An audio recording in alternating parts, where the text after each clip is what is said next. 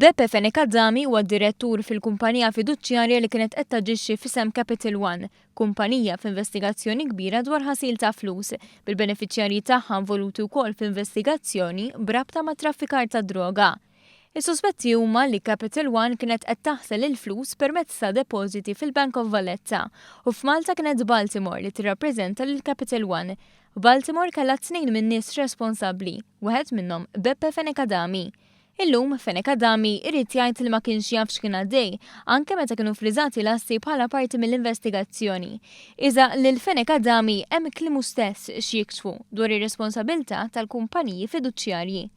Meta qabel l-elezzjoni ġenerali kienet jitkellem dwar kumpanija fiduċjarja li kienet marbuta ma' kumpanija ta' George Farrugia, dak li ngħata l-proklama brabta mal-iskandlu taż-żejt, kien għalhekk.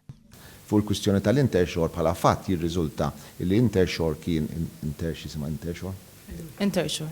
Intershore kienet il-nomini company li qiegħda tamministrat bħala nomini. Però ma kellax taqsam xejn qed tgħidu fil-qorti. Paċenzja. Naħseb mela il-fatt li Intershore kienet il-nomini ta' Icon dak min natura tiegħu stess minn ma nkun legalistik ħafna jagħmel ħafna obbligazzjonijiet fuq in-nomini company f'dak li għandu x'aqsam il-klijent li taħdem għalih u mill-aspett kriminali u mill-aspett legali anka kummerċjali u ċivili naħseb hemm m'intix korretta meta tajt illi Intershore bl-ebda mod ma kellha responsabiltajiet anka f'dan il-każ. Bekk, fl-ewwel ta' Marzu tal-2013, Beppe Fenekadami kien ċar. Il-kumpaniji fiduċjarji huma responsabbli għall-azzjonijiet tal-klijenti tagħhom.